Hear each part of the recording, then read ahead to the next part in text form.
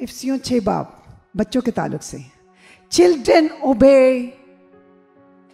And honour their parents. बच्चों की बारी।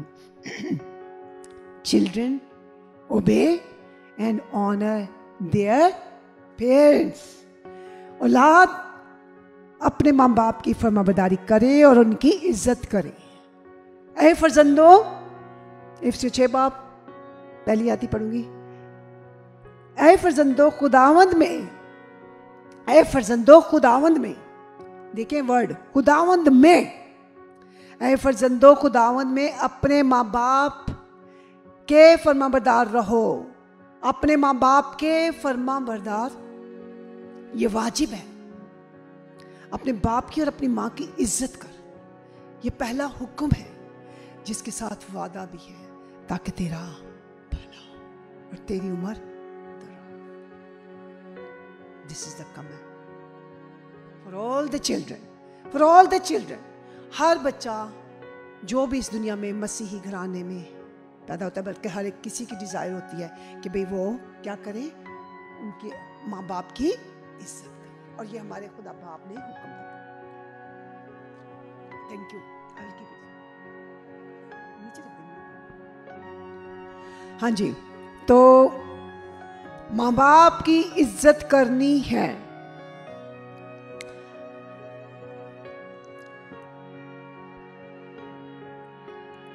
जिसके साथ वादा है, माँ बाप की इज्जत करनी है। Respect your parents, respect your mom and dad. ये हुक्म है। अगर औलाद इस हुक्म की पैरवी नहीं करेगी, they will never be blessed, never. Because this is not from your parents, no, this is from God.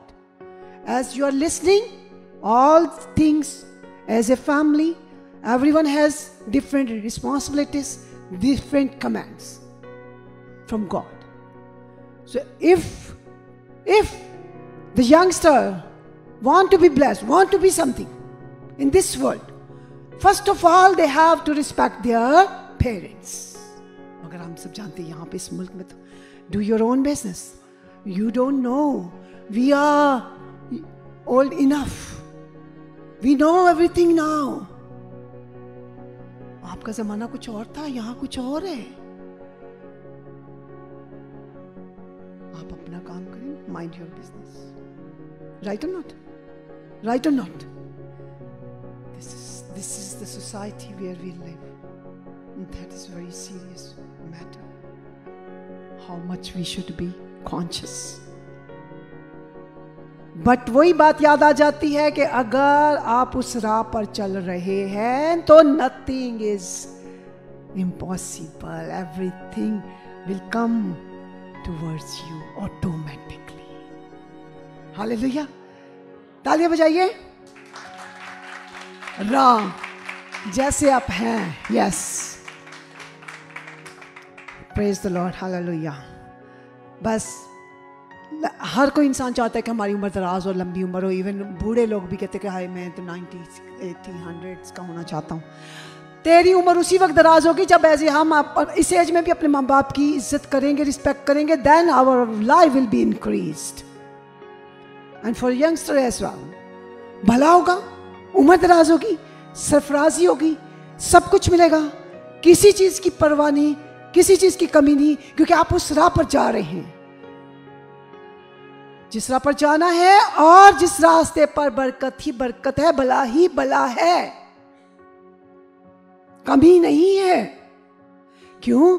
क्योंकि आप शाही कायनों का फिरका है। But condition is that only you have to go on that path.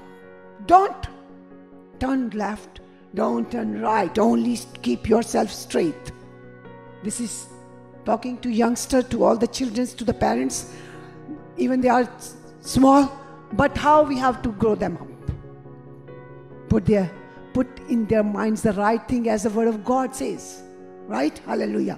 चलें जी, अब लास्ट बात मैं करूंगी इसी में, इसी ताल्लुक से है कि इफ्सियों के 4th आयत में लिखा है 6 बाब की अरे औलाद वालों, तुम अपने फर्जंदों को गुस्सा भी ना दिलाओ, गुस्सा ना दिलाओ, बल्कि खुदावन की तरफ से वही बात है, तरबियत और नसीहत दे देकर उनकी परवरिश करो। औलाद के लिए हमारा भी काम ये है माँ बाप का कि उनको गुस्सा ना दिलाए। हम जानबूझ के कई दफा उनको गुस्से की तरफ लाते हैं। That is the act of Satan. Who he comes in us, then move in other mind. So we have to be wise as a parents. उनको इमोशनल ना करें, उनको गुस्सा ना दिलाएं. That is very dangerous. We have to be wise according to the word of God.